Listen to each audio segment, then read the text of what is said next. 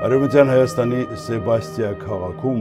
1917 թվականի նոյեմբերի 8-ին ծնվել է ապագայում մեծանուն երաժիշտ, շեփորահար, խորհրդային Հայաստանի վաստակավոր արտիստ մայեստրո Հայկաս Մեսիայանը։ 1927-ին նրանց ընտանիքը հոր անվանի բժիշկ Կոզմոս Մեսիայանի գլխավորությամբ ներգաղթեց Հայաստան։ Ապա ուսում Շահումյանի անվան դպրոցում առաջին երաժշտական քայլերը որպես շեփորահար ճանաչված մայեստրո Նիկոլայ Թեյմուրազյանի նվագախմբում, ում խորհրդով էլ շարունակեց ուսումը Մոսկվայի կոնսերվատորիայում։ Փողային նվագախումբ հասկացությունը ինձ համար այսօրվա դրությամբ կապվում է մի անձնավորության հետ, որը լինելով հրաշալի շեփորահար, իմ հայրիկի հետ միասին նրանք Մոսկվայի կոնսերվատորիան են ավարտել Տաբակովի դասարանը, ինչ-որ բան է նշանակում, համամիությանական մրցույթի դափնեկիր էին, ինքը օպերայի նվագախմբի առաջին շեփորն էր, եղել է մեծ թատրոնում որպես շեփորահար առաջին, և որպես անձնավորություն և կատարող։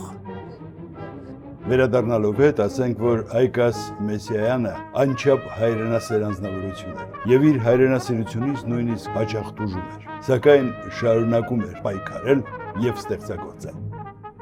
Ինչ-որ մեկի հետ վիճելիս Հայկաս Կոզմոսովիչը չհամբերեց և վեճի ընթացքում ուժեղ հարվածեց իր մրցակցին։ Դա Մոսկվայի կոնսերվատորիայի ուսանող էր, որ գնաց բողոքեց ռեկտորատին և Հայկաս Մեսիյանին հեռացրին Մոսկվայի կոնսերվատորիայից որպես ոչ վայել արարք կատարող մի ուսանողի։ Խորհուրդ տվեցին, որ Հայկաս Մեսիյանը դիմի Կոնստանտին Սարաջանին, որ այն ժամանակ Երևանում չէր, այլ Մոսկվայի կոնսերվատորիայի պրոֆեսոր էր, դիրիժորական բաժնի հիմնադիր, գալիս է Մեսիյանը Սարաջանի մոտ և ասում է, ռուսերեն կպատմեմ, Կոնստանտին Սոլոմոնովիչ, меня выгнали։ Константин Соломонович ասում է, как это выгнали? А вот так, мы поспорили с кем-то, он меня назвал армяшкой, и я ему врезал։ Բոլորը սպասում են, որ Սարաջանը ասի, ինչպես կարելի էր հարվածել ձեր ուսանող ընկերոջը, բայց Սարաջանը բոլորովին այլ ճանապարհ ընտրեց, ասեց, Голубчик, а вы хорошо ему врезали։ Այսպիսի բաներ էին պատմում Հայկայի մասին, Երևանում էլ նա իրեն պահում էր որպես տղամարդ, եթե հարկավոր էր վիճում էր, եթե հարկավոր էր իր հեղինակություններ մեջտեղ բերում, և ես չեմ կարծում, որ Երևանում լիներ որևէ մի փողային նվագող, այլևս չասած շրջապատի, ովքեր ճանաչած չլինեին Հայկաս Մեսիյանին և ովքեր համարձակվեին վիճել նրա հետ։ Չնայած խոչընդոտներին, նա փայլուն ավարտում է Մոսկվայի պետական կոնսերվատորիան։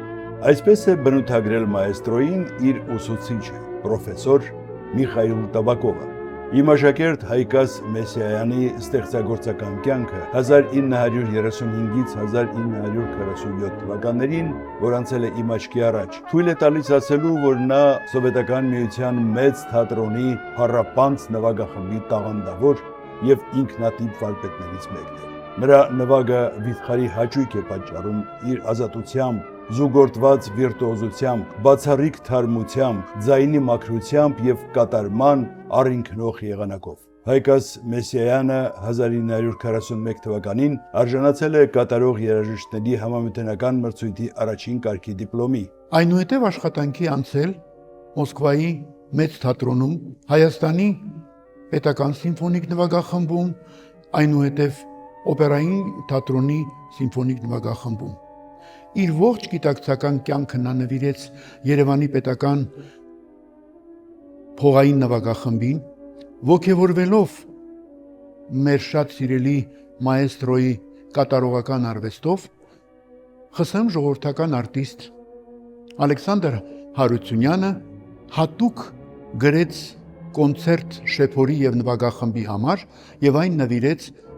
այդ կոնցերտի առաջին կատարող Հայկաս Մեսիյանին։ Իդեպ Ալեքսանդր Արարչյանն ինձ մի բան պատմեց, որ շատ ինձ համար ազդեցիկ էր։ Նա ասավ, գիտես,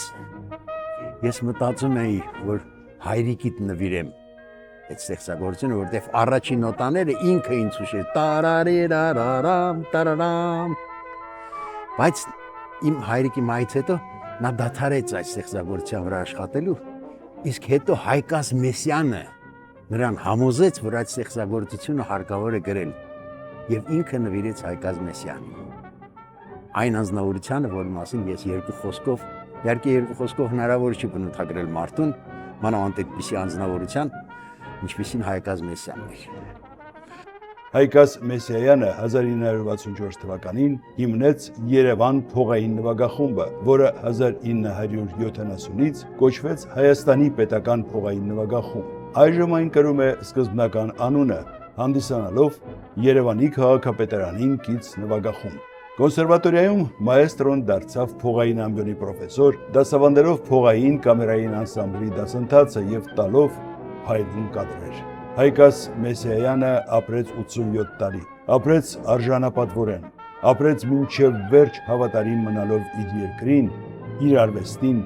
իր հիմնած նվագախմբին եւ իր ընտանիքին, գեղեցկուհի տիկնոջը, ճանաչված պարուհի Սիլվա Մինասյանին եւ իր որդիներին Հրաչյային եւ Լևոնին։ Վառ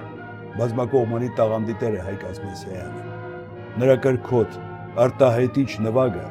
արտիստականությունը հատկանիշներ են, որոնցով էլ նա իր արժանի տեղն է գրավում լավագույն շեփորահար մենակատարների շարքում։